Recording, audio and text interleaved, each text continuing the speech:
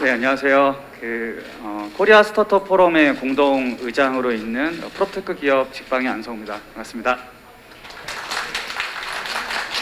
오늘 이렇게 바쁘신 가운데도 이렇게 스타트업의 이야기를 또 들어주시려고 이렇게 자리를 해주셔서 너무 감사드립니다. 오늘 아침에 우연히 본 기사가 있는데요. 삼성보다 스타트업이라는 제목으로 이제 MZ 세대가 이제 취업을 하는 데 있어서 어떤 설문조사를 한 내용의 기사가 있었습니다.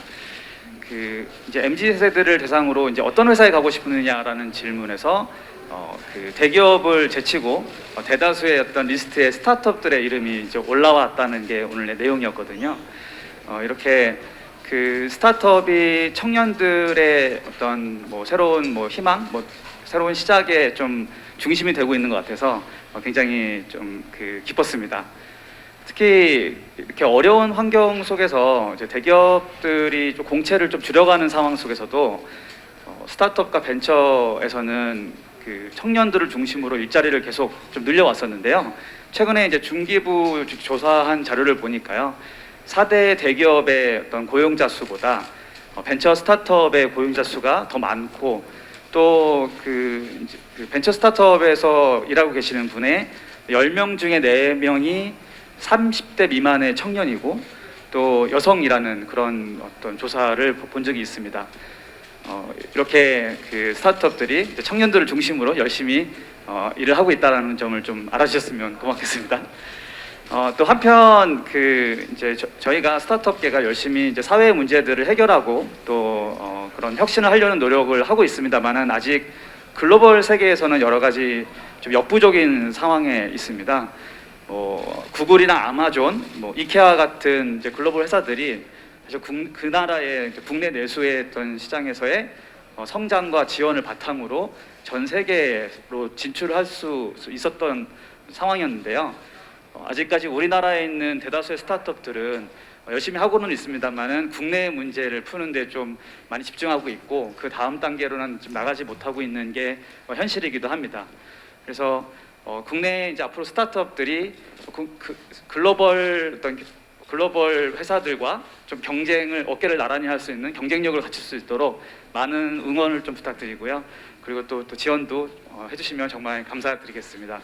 오늘 이렇게 자리를 해주신 이재명 후보님께 진심으로 감사드리고, 또 함께 자리를 빛내주신 의원님들께도 감사드립니다. 특히 스타트업과 오랜 시간 동안 이제 국회에서 유니콘팜에서 지난 2년간 스타트업들이 많은 이야기도 드리고 소통을 하면서 또 응원과 지원을 받았었는데요. 그 앞에서 또 이렇게 진두지휘를 해주시고 리딩을 해주신 강훈식 의원님께도 또 자리해 주셔서 너무 감사드립니다. 앞으로도 이런 자리가 많이 있었으면 좋겠습니다. 고맙습니다. 네, 안성우 의장님 감사합니다. 그러면 다음은 오늘 자리의 주인공이시죠. 이재명 더불어민주당 대선 후보님의 인사 말씀을 청해 듣도록 하겠습니다. 여러분 힘찬 박수로 환영 부탁드리겠습니다. 우리 대표님께서 서서 말씀하시는 바람에 제가 앉아서 해야 될지 서서 해야 될지, 우리 취재진들의 편의를 위해서 제가 앉아서 하도록 하겠습니다. 네, 좋습니다. 이 제가 부분은 다 앉아서 하시죠. 그러시죠. 네. 그리고 오늘 이 자리는 제가 주인공이 아닙니다. 저는 계기죠, 계. 여러분이 주인공이시고요. 어쨌든 여러분들이 하시는 일에 대해서 우리가 할 수 있는 역할이 어떤 건지 한번 얘기를 하고 또 여러분의 말씀도 좀 들어보겠습니다. 저는 우리 사회 젊은이들을 중심으로 격심한 경쟁 속에 분열과 갈등이 심화되는 이 현실의 뿌리에는 저성장이 자리 잡고 있다고 생각합니다. 기회가 많으면 경쟁은 격화돼도 충분히 다시 협력의 관계로 복귀할 수 있는데, 마치 오징어 게임의 한 장면처럼 이제 누군가를 밀어내야 내가 생존할 수 있는 이런 상황, 즉 웅덩이가 작아서 그 안에서는 합리적 경쟁을 할 수 없는 상황이기 때문에 사회적 갈등과 분열이 심화되고 있고, 또 불공정에 대한 분노도 격화되고 공정성에 대한 열망도 매우 커지는 것 같습니다. 사실 우리 사회는 이제 대전환의 상황에 지금 임해 있습니다. 그 중에 하나가 우리가 보통 말하는 에너지 대전환이기도 하지만 또 한 가지는 이제 디지털 대전환이라고 하는 정말로 혁명적인 변화에 지금 한 순간에 우리가 위치해 있다고 생각합니다. 저는 근데 우리 경제를 지속 성장하는 경제로 회복시키는 것이 문제 해결의 출발점이라고 생각합니다. 그 중에 한 루트가 바로 이제 디지털 대전환의 시기에 부합하는 이제 우리 미래 산업들, 그 중에서도 특히 혁신을 주제로 하는 스타트업들의 이제 역할이 매우 크다고 생각합니다. 저도 그 점에 공감합니다. 이 전통적 대기업들, 지금까지는 우리 기성세대들은 선호했지만 변화와 가능성이 큰 이런 스타트업과 혁신 기업에 대한 우리 젊은이들의 선호가 크다는 것은 그야말로 새로운 기회 요인이다라는 생각이 듭니다. 사실 정부의 역할의 핵심은 일단 시장이 제대로 작동할 수 있도록 혁신과 창의가 제대로 발휘될 수 있도록 자유로운 경쟁의 환경, 자유로운 활동의 장을 만들어 주는 것이라고 생각합니다. 그 안에서 우리가 자유롭게 기술 개발하고 시장 개척하고 창업하고 또 성장해 나갈 일은 이제 현장에 있는 기업인들이 하는 것이죠.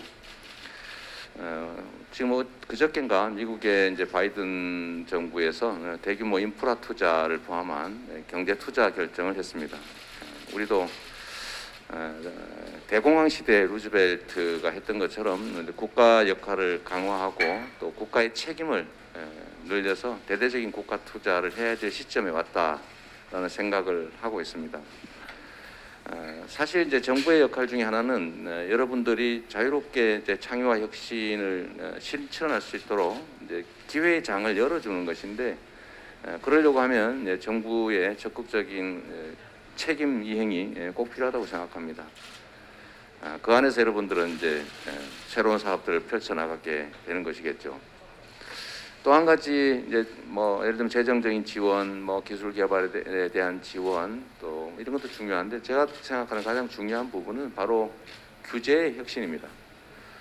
우리 과거에는 이제 사회 발전, 사회 변화의 속도가 느렸기 때문에 이제 소위 관료들, 행정가들이 미래를 충분히 예측하고 또 해야 될 일, 하지 말아야 될 일을 충분히 다 구분을 할 수 있었습니다. 그래서 지금까지는 뭐 어떤 것은 해라. 소위 이제 가능한 것들을 열거하는 포지티브 시스템으로 규제를 하고 이제 그 외에는 못하게 하는 그래도 큰 문제가 없는 사회였다면 지금은 사회 변화의 속도가 과거보다는 매우 빨라져서 현장이 아닌 행정 관료나 이 공직자들이 충분히 예측하기가 어려운 상황이 됐다는 겁니다. 그래서 아마도 여러분께서는 규제 혁신에 대해서 매우 관심이 높으실 텐데 앞으로는 정부의 기본적인 규제 방향을 예측 가능한 문제들을 제거하고 그 외에는 자유롭게 시행을 하되 추후의 문제를 보완하는 방식으로 소위 이제 포지티브 방식으로 참 네거티브 방식으로 좀 바꿀 필요가 있습니다. 금지되는 걸 몇 개를 정하고 그 외에는 자유롭게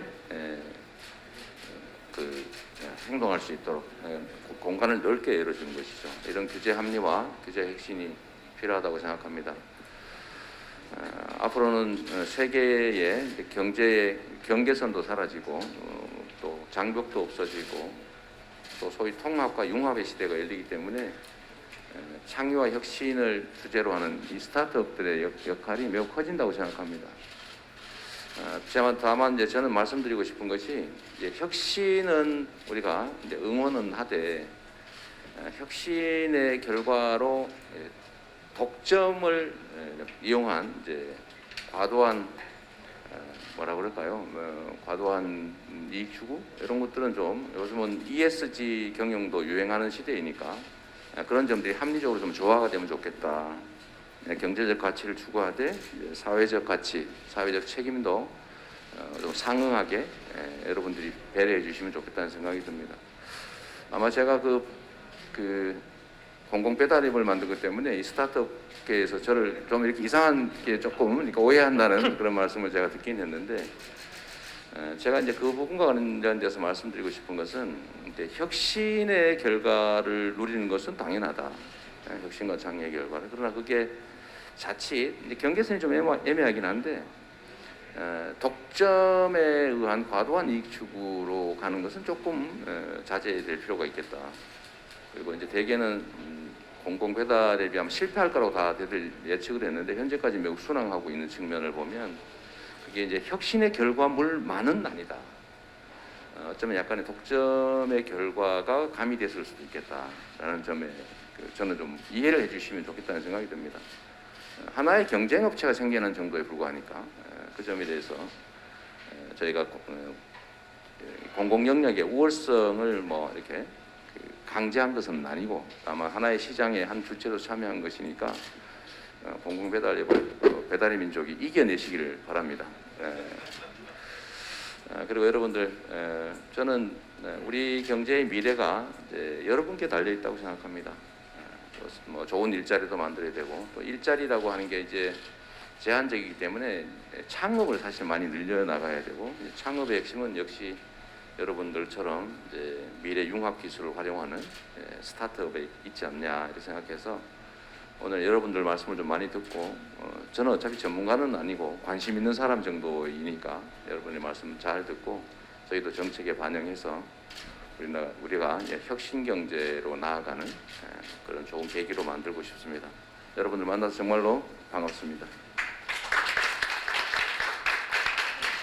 네, 이재명 후보님 감사합니다. 하도록 하겠습니다. 네, 저희 코리아 스타트업 포럼은 올해로 출범 5주년을 맞은 국내 최대 스타트업 단체로서 페이지 넘겨주시겠습니다. 초기 스타트업부터 유니콘까지 1,700개 이상의 스타트업과 혁신 기업이 함께 모여 활동하고 있습니다. 저희는 스타트업의 성장을 도와 세상을 혁신하는 일을 하고 있는데요. 스타트업들이 하는 일이 주변의 문제를 발견하고 이를 혁신을 통해 해결하려고 하는 것인데요. 보다 많은 스타트업들이 잘 성장할 수 있으면 우리 사회 전체도 혁신에 더 한 걸음 나아갈 수 있다 이렇게 생각하고 있습니다. 다시 한번 감사드리면서 이번 대선에 대한 스타트업들의 생각을 말씀드리겠습니다. 현재 세계 경제는 스타트업들이 주도하고 있다고 해도 과언이 아닙니다. 스타트업에서 출발한 디지털 기업의 가치가 우리나라 시가총액 전체의 3배를 넘어섰고요. 2025년까지는 디지털 플랫폼 기업 전체 매출액이 전 세계 매출액의 30%를 넘을 것이다 이렇게 예측이 되고 있습니다. 스타트업에서 출발한 디지털 플랫폼 기업들입니다. 이들은 짧게는 창업 10년 만에 글로벌 탑10 안에 들고 있습니다. 3배가 넘었습니다. 그리고 현재 벤처 스타트업의 고용 규모가 4대 대기업 집단의 전체 고용 규모를 이미 넘어섰습니다. 그렇다면 왜 스타트업들이 세계 경제를 주도할 수 있을까요? 스타트업은 혁신에 대부분은 실패하면서도 소수가 크게 성장해서 글로벌 기업까지도 성장이 가능합니다. 그래서 스타트업이 중요하고 이를 뒷받침하는 생태계가 중요합니다. 그래서 이번 대선에서는 스타트업을 중심으로 하는 대한민국의 국가 전략이 반드시 필요하다고 생각합니다. 스타트업 코리아와 같은 국가 전략이 만들어지길 바라면서 좀 더 구체적인 정책 제안을 드리도록 하겠습니다. 후보님께서도 말씀하셨지만 과감한 규제 혁신이 필요합니다. 지금까지 정부가 규제 혁신 노력을 지속해왔지만 체감도는 여전히 낮습니다. 글로벌 기준으로 스타트업의 기회도 아직 작습니다. 스타트업이 마음껏 혁신할 수 있도록 자유롭고 공정한 디지털 시장이 필요합니다. 혁신 인재는 스타트업의 가장 중요한 경쟁력이자 4차 산업혁명 시대 국가 경쟁력의 척도가 되고 있습니다. 창업가 정신과 컴퓨팅 사고력을 갖춘 혁신 인재를 비약적으로 키워낼 수 있어야 합니다. 우리 스타트업 창업가들은 성공한 사업가로 불리기보다는 더 나은 사회를 만든 혁신가로 불리고 싶습니다. 창업가를 존중하고 창의적이고 개방적인 사회가 되는 것이 더 많은 창업가들의 도전을 만들어낼 수 있습니다. 산업화 시대에서는 석유, 유전, 고속도로가 핵심적인 역할을 했다면 디지털 경제 시대에는 데이터와 플랫폼, 네트워크가 그 역할을 대신하고 있습니다. 누구나 데이터와 네트워크를 마음껏 활용할 수 있도록 하고 다양한 디지털 플랫폼을 육성해야 합니다.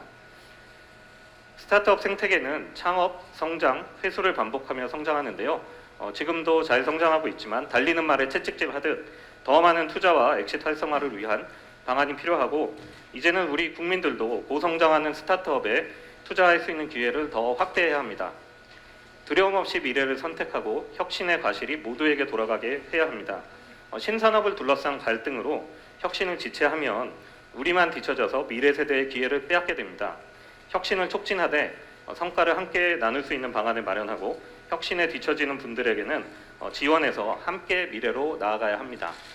우리나라 스타트업 생태계는 서울 수도권의 90% 이상의 자원이 편중되어 있습니다. 지역에서 창업을 해도 어느 정도 성장하면 서울로 이전을 고민해야 합니다. 지역 스타트업 생태계로 활성화해 스타트업이 우리 사회 전체의 희망이 될 수 있도록 해야 합니다. 이제는 대한민국이 글로벌 디지털 경제의 새로운 질서를 선도해야 됩니다. 미국, 중국, G2와 경쟁할 수 있는 제3의 디지털 경제 블록을 목표로 갈라파고스 규제에서 벗어나서 새로운 국제 규범을 선도해서 만들어 간다면 디지털 경제 선도 국가로 한 걸음 다가설 수 있다고 생각합니다. 네, 지금부터 시작입니다. 앞으로 5년 동안 스타트업에게 얼마나 많은 기회를 제공하고 마음껏 성장할 수 있게 하느냐에 따라서 대한민국의 미래가 달려 있다고 생각합니다. 스타트업을 중심으로 하는 새로운 대한민국 국가 전략이 마련되기를 바라면서 저희 스타트업들도 모두가 행복한 스타트업하기 좋은 나라가 될 수 있도록 노력하겠습니다. 네, 감사합니다. 네, 제가 여기 약간 뭐 코멘트를 좀 더 하면 네. 역시 우리 회장님 말씀하신 것처럼 정부의 과도한 규제, 또 일종의 그 진입 장벽 이런 것들이 사실은 우리 창업 환경을 매우 훼손하고 있는 게 분명한 것 같습니다. 그래서 위험도가 낮다면 말씀하신 것처럼 자유로운 창업 환경을 만들어내는 규제 합리가 정말 필요할 것 같고요. 저는 이와 더해서 이제 규제 문제도 있긴 한데 이제 실패를 자산화할 수 있는 사회가 돼야 된다는 생각이 좀 듭니다.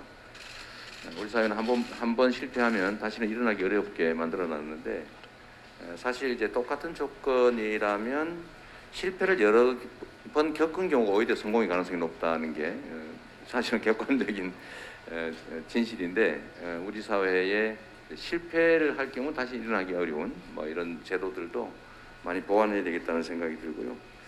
아까 인재 양성 말씀은 저도 전적으로 공감합니다. 지금 이제 산업 현장에서 필요한 인재들의 수요는 높은데 실제로 공급되는 인력들은 거기에 맞지 않아서 좀 미스매치가 발생하고 있는 문제가 심각한 것 같습니다. 미래형 인재 양성도 사실 국가의 대대적인 책임이 필요하죠. 왜냐하면 이 교육 체계를 통째로 바꿔야 됩니다. 교육의 내용도 바꿔야 되고 또 교수진 또는 이 가르치는 쪽 인력들도 사실 완전히 새롭게 이제 또 인식도 바꾸고 능력도 제고해야 되는데 사실 그게 엄청나게 많은 비용이 소요되죠. 그럼에도 불구하고 대대적 국가 투자에는 이제 인프라 구축 거기에 더해서 뭐 규제 혁신 더하기 기초과학 기술에 대한 투자라든지 그런 첨단 기술에 대한 투자 그리고 거기에 더해서 결국은 이제 미래형 인재 양성에 정말로 많은 국가적인 책임이 투자가 필요하겠다 그런 생각을 하게 됐습니다. 네, 좋은 말씀 감사합니다. 네, 감사합니다. 이어서 이 자리에 모이신 그 스타트업 대표님들의 생생한 목소리를 듣는 순서인데요.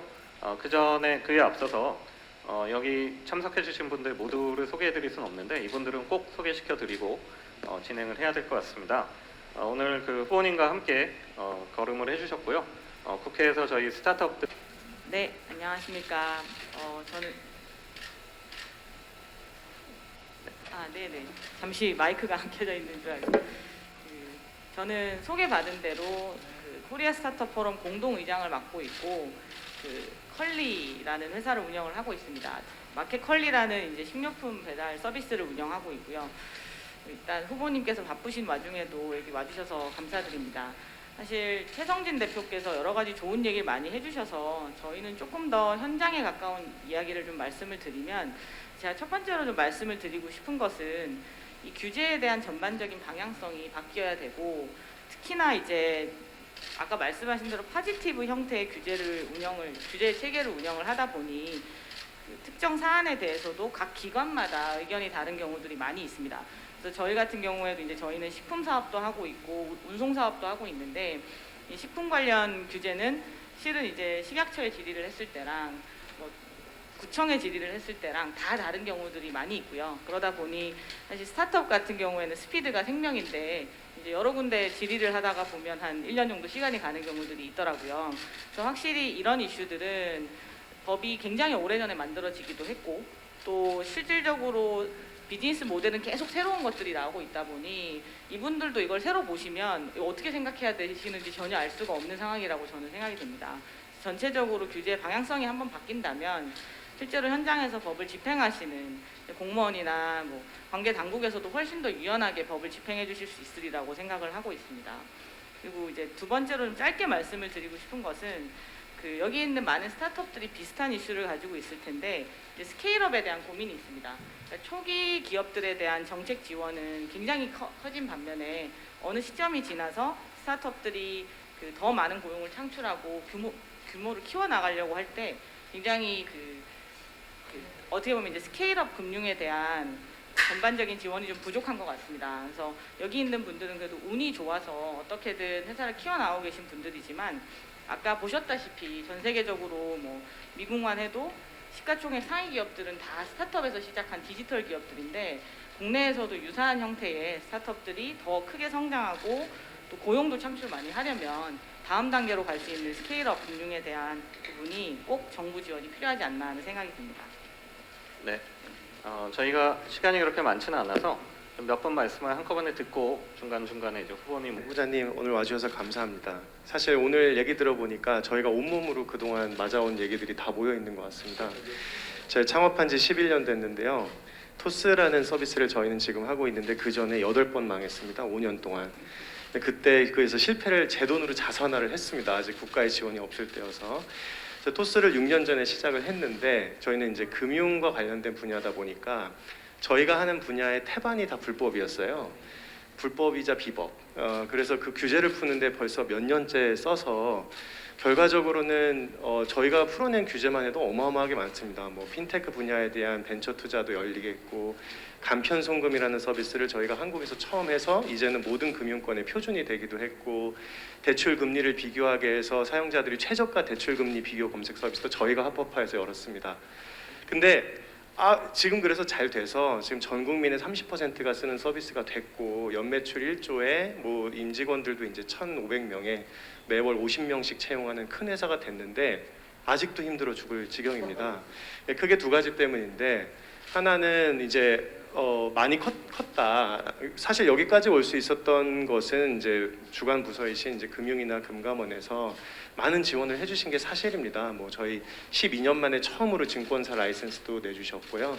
은행도 저희가 세 번째 인터넷 은행이 되기도 했고 그 외에도 많은 규제 혁신이 있었는데 지금 조금 기류가 바뀌는 것 같아서 아직 저희가 만들어내야 될 혁신과 편의성과 시장 평준화와 기존 전통 금융기관과 이제 삽발을 해서 저희가 만들어내야 되는 그 국민들에게 제공해야 될 편익과 효익이 많은데 벌써 이제 이게 규제가 바뀌는 게 보입니다. 예를 들면은 저희 그 정보 제공 마이데이터 사업이라고 해서 그 수수료 문제도 실제로 저희가 수수료를 내면 전통 금융기관들에게 다 갑니다. 근데 이제 매년 수조씩 이미 이익을 내고 있는 은행들에게 이제 그 수수료까지 또 이제 내야 되는 그런 구도로 가는 것도 있고 또 지금 저희가 거의 7년째 업권에서 얘기하고 있는 망분리 규제라고 있습니다.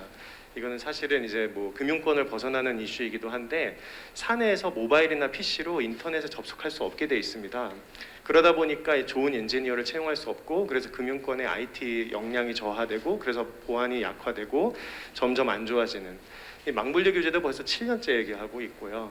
그 외에도 많은 규제들이 아직 해결이 안 되고 있습니다. 두 번째는 또 이제 앞에도 나왔는데 그러니까 이제 기존 전통 금융기관들과 신 핀테크 사업 간에 이제 어떻게 보면 이제 그 갈등들이 굉장히 강해서 기존 금융기관들은 기울어진 운동장이다라는 표현을 많이 쓰는데 저희는 저희가 기울임 당하고 있는 것 같은데 거기서 이제 디지털 역량의 문제 때문에 이제 기울임 운동장에 내는 얘기도 있습니다. 그래서 이런 기존 산업과의 갈등 그리고 어떻게 보면 정부 당국이 가지고 있는 규제 본능 이런 것들을 좀 어떻게 효율적으로 거번하실지 좀 여쭙고 싶습니다.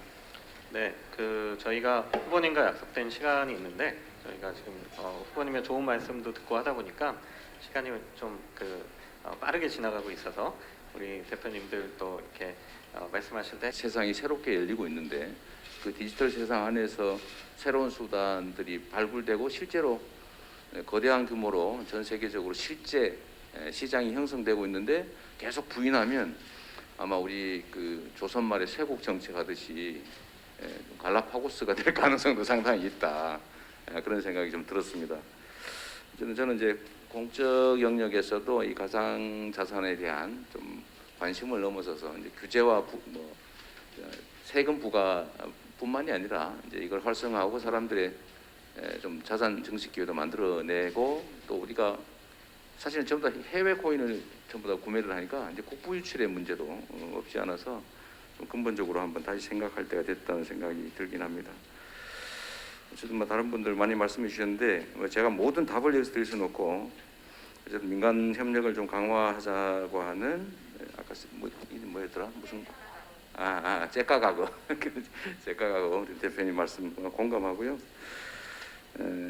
우리 김재원 앨리스 대표님 신입 자원들을 양성을 하는데 경력직 선호라고 하는 현장의 상황 때문에 유능한 인재들이 기회를 못 갖는다. 뭐 그 말씀이신 것 같아요. 그걸 어떻게 해결할 거냐라는 건데 제 생각에는 그건 뭐 사회 현실에서 어쩔 수 없는 측면이 있고요. 그 뭐 기업 입장에서는 훈련된 경험 많은 뭐 그런 사람을 쓸 수밖에 없지 않습니까? 그러나 또 그렇지 않은 사람들도 필요한 게 또 현실이기도 하니까 훌륭한 인재를 잘 양성하게 하고 이제 인재의 질이 높으면 저는 뭐 충분히 길이 열릴 거라고 생각합니다. 혹시 현장에서 필요한 가능한 방법이 뭔지 알려주시면 저희가 채택을 하도록 하겠습니다. 마땅히 좀 떠오르는 방법이 없어서요. 그리고 마이댄서? 마미댄서. 네네. 이름들 아주 독특하셔가지고 제가 좀 어렵습니다. 말씀하신 것 중에 우리가 이제 앞으로 사회적 경제 분야의 비중을 많이 높여 나가야 되고 그게 이제 이 시장의 변동성이 자본주의 체제에 매우 위험한 한 부분인데 사회적 경제가 그 부분을 상당히 많이 커버할 수 있다는 거죠. 그래서 저도 뭐 사회적 경제에 관한 관심도 높고 그래서 이 부분에 대해서는 정부의 좀 더 적극적인 역할과 배려가 필요하겠다 그렇게 생각합니다. 네. 특히 이제 플랫폼 노동자와 같은 이제 새로운 유형의 노동자, 그러니까 일정한 장소에서 일정한 시간을 모여서 함께 노동하는 그런 노동이 이제는 완전히 분산적으로 바뀌고 있기 때문에 이 부분에 대해서도 제도적인 좀 개선을 하긴 해야 될 것 같습니다. 모두의 고민거리고요. 같이 노력하면 좋겠습니다. 네, 감사합니다, 후보님. 네, 이제는 정말 시간이 별로 안 남아서 다른 그 남은 분들 이야기 마저 듣고 저희 직방 안성호 대표님은 좀 양해를 좀 부탁드리겠습니다. 네, 마지막 순서로 제가 시간이 되면 그러니까 남은 분들이 아직 세 분이나 더 계셔가지고요. K 컨텐츠 대표주자죠. 넷플릭스랑 당당히 경쟁하고 있는 왓챠의 박태훈 대표님 부탁드리겠습니다. 네, 안녕하세요. 저는 왓챠 대표 박태훈입니다. 네, 저희는 한국과 일본에서 이제 K 컨텐츠의 성공을 위해서 열심히 OTT를 운영을 하고 있는데요.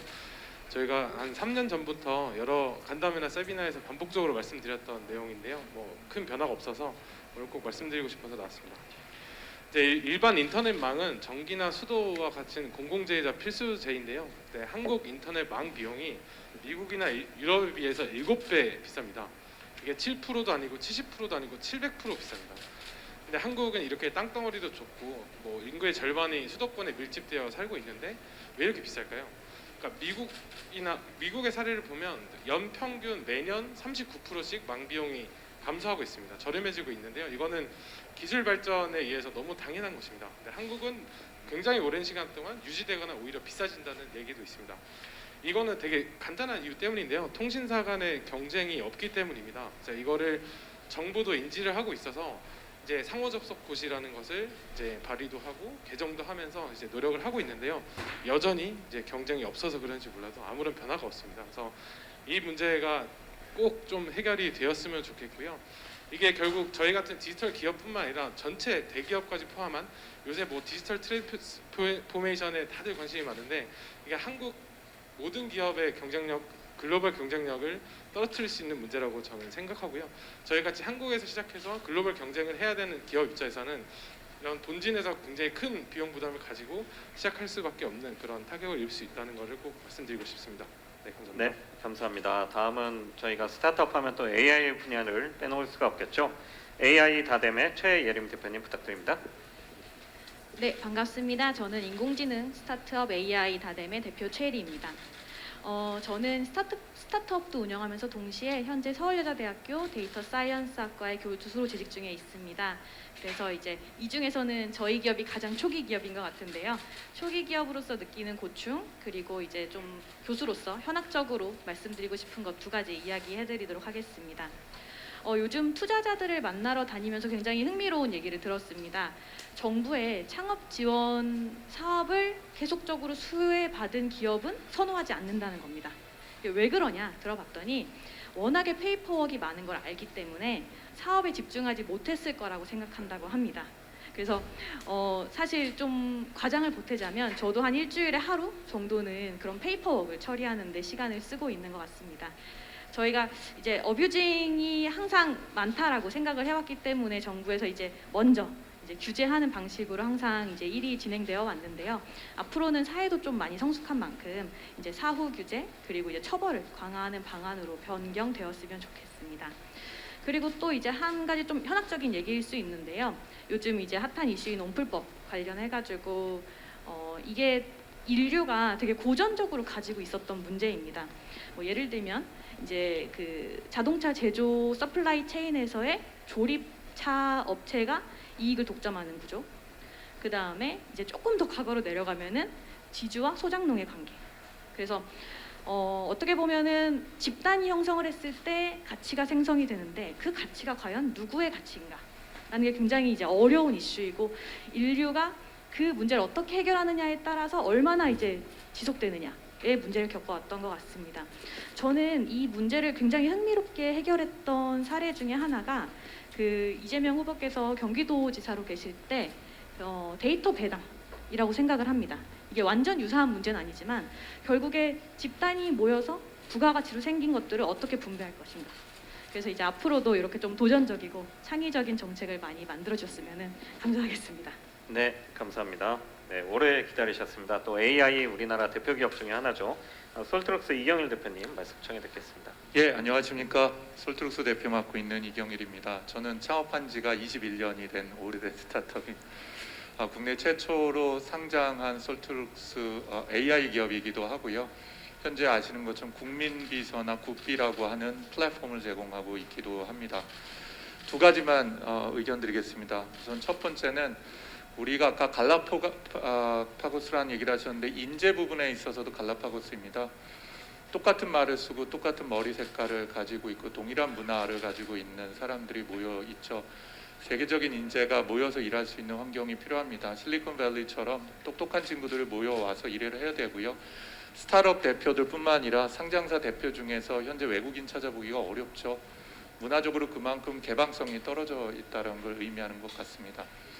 두 번째, 프랑스하고 이탈리아가 500년 전, 1000년 전 조상이 만든 관광 자산을 갖고 먹고 사는 것처럼 우리 아이들은 데이터 그리고 또 그것이 움직일 수 있는 인프라 위에서 그 자산을 활용할 수 있으면 좋겠습니다. 그런 의미로 시작이 된 게 디지털 뉴딜 사업과 같은 것들이겠죠.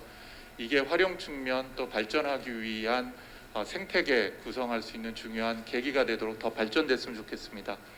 마지막은 규제 문제 할 때마다 포지티브 규제 문제 얘기하는데 저는 저희 국가에 있는 공무원분들, 정치인분들 모두 그에 대한 의심의 여지는 없다고 봅니다. 문제는 사회적 합의가 어렵고요.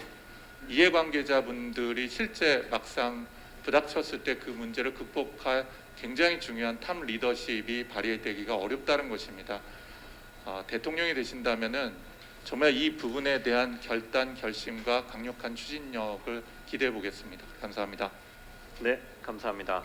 시간이 초과되긴 했는데 모든 분들의 얘기를 한 번씩은 좀 듣고 가시겠다고 또 후보님께서 말씀해 주셔서 아까 말씀 못하신 직방 안성훈 대표님도 혹시 짧게 말씀하신 네, 짧게 하겠습니다.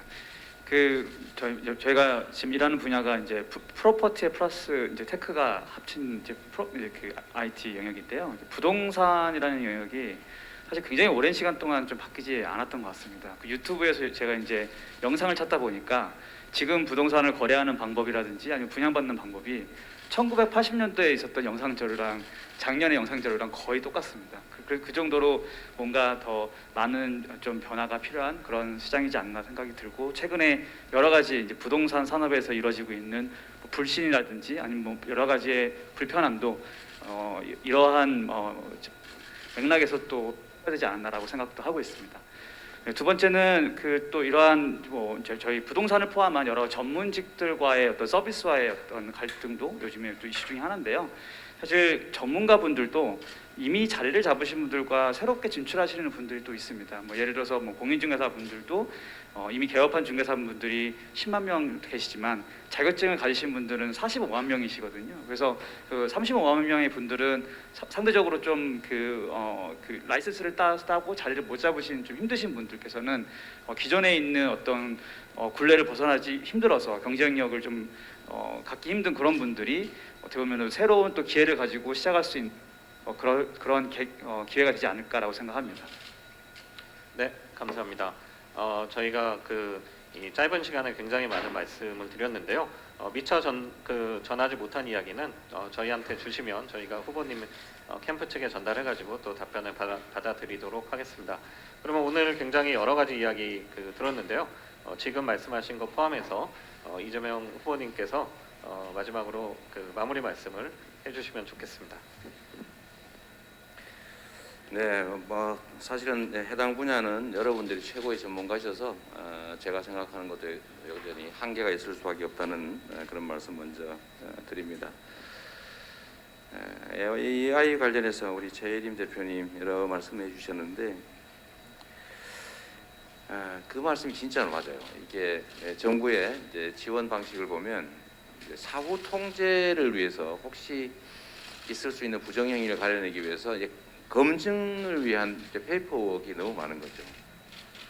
오죽하면 그런 말씀하실까 싶은데 제가 얘기를 들어보니까 원래 정보 영역은 쉽게 말하면 이제 돈벌이가 안 되는 기초 영역, 기초과학 기술이나 이런 데는 정부가 맡아주고, 또 성공 가능성이 낮아서 기업들이 하기 어려운 첨단 과학기술 분야 이런 데 이제 정부가 대대적인 지원을 통해서 그 가능성을 찾아내고, 가능성 이제 예를 들면 수익화가 가능한 그 중간 영역은 기업들이 현장에서 하면 되는데, 그래서 원래 R&D 지원을 하거나 기업 지원을 하면 이제 실패가 많아야 정상입니다. 왜냐하면 뭐 성공하는 데다가 지원할 필요가 없잖아요, 그죠? 그건 민간에 맡기면 되니까. 그런데 정부가 지원하는 이 R&D 예산이든 기업 지원이든 보면 성공률이 90%가 넘는다고 그래요. 다 성공하는 것만 하는 거예요.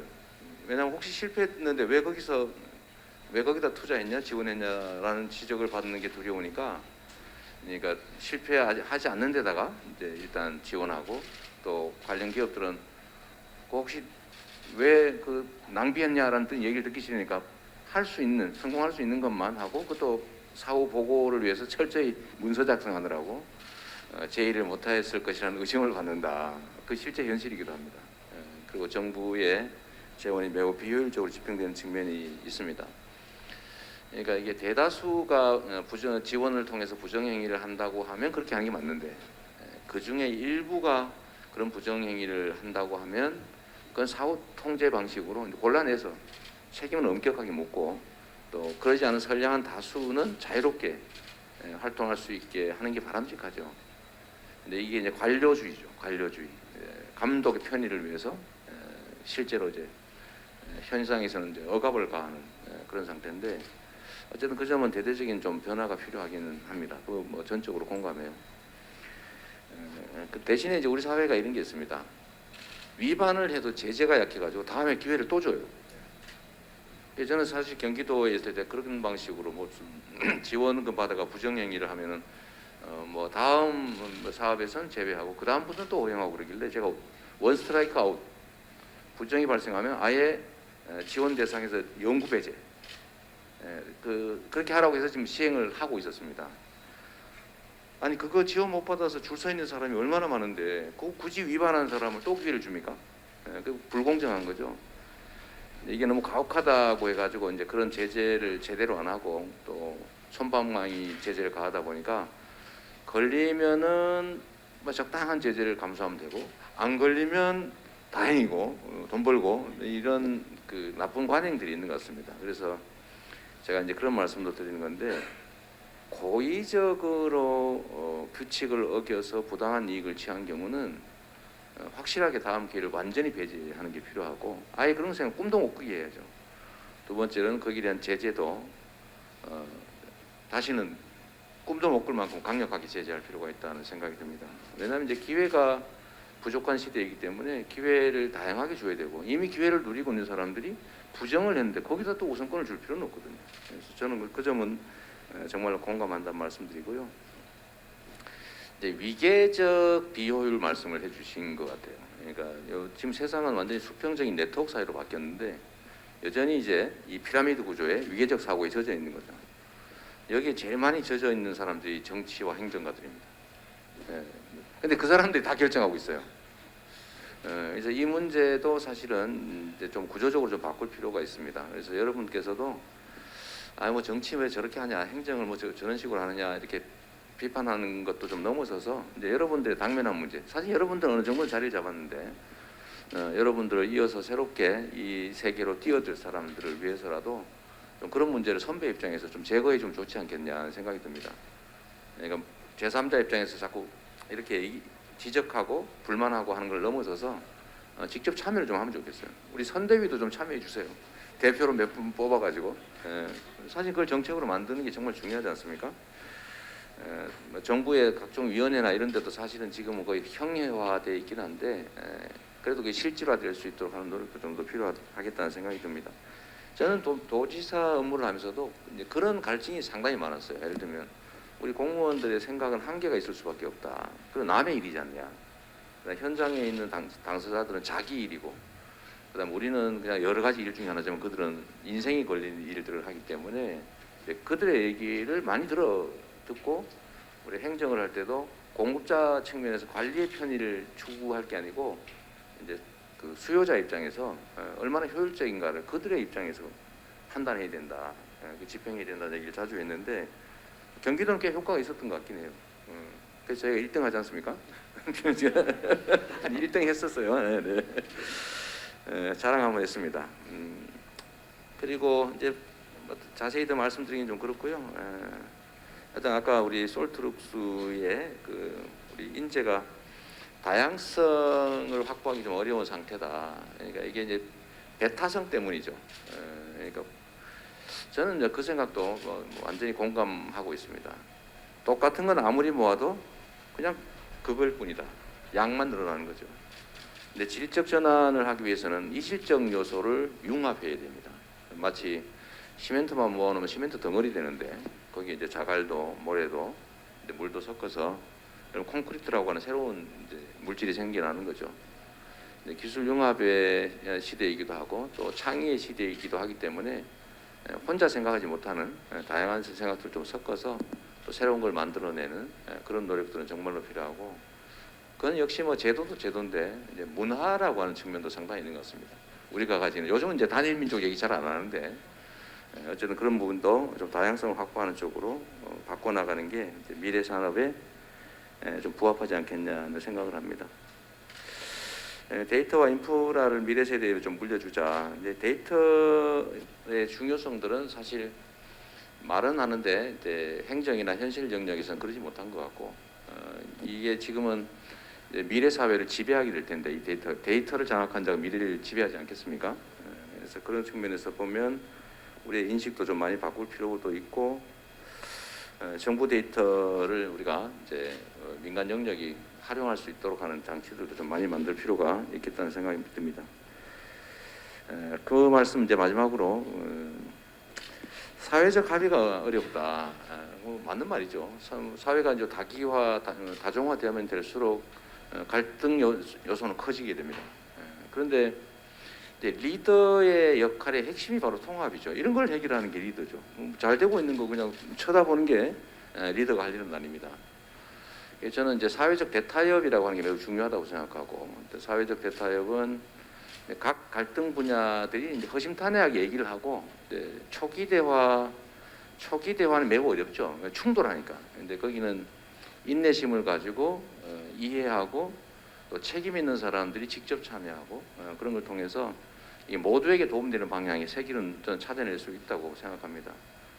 아마도 우리가 앞으로 대기업, 중소기업, 또 혁신기업, 창업, 그다음에 예를 들면 정규직 노동자와 비정규직 노동자, 뭐 지방과 또 수도권 이 온갖 갈등 영역이 갈등이 격화될 가능성이 많은데 이제 사실은 우리가 새로운 길을 또 찾아내야죠. 저는 뭐 이번에 그 전 세계에 자랑하는 K 방역도 사실은 우리 국민들의 협력 때문이거든요. 물론 뭐 정부도 방역 정책을 잘 수립하긴 했지만 정말 마스크 쓰라면 그냥 새벽에 줄 서서 자기 돈 내서 마스크 사 쓰고 마스크 없으면 집에서 안 나가고 뭐 분리수거하라면 아무 말 없이 분리수거하고 헹궈서 내라 그러면 자기 수돗물로 헹궈서 내고 플라스틱 색깔까지 분류해라 그래도 아무 말 없이 그 분리해서 내는 그런 국민은 전 세계에 없습니다. 이런 국민들의 높은 공적 인식, 공공의식 이런 것들이 저는 우리 방역을 세계적인 성공 사례로 만들었던 것처럼 저는 이런 새로운 미래의 이런 다양한 욕구들, 다양한 요소들도 충분히 대화를 통해서 또 타협을 통해서 새 길을 만들 수 있다고 생각합니다.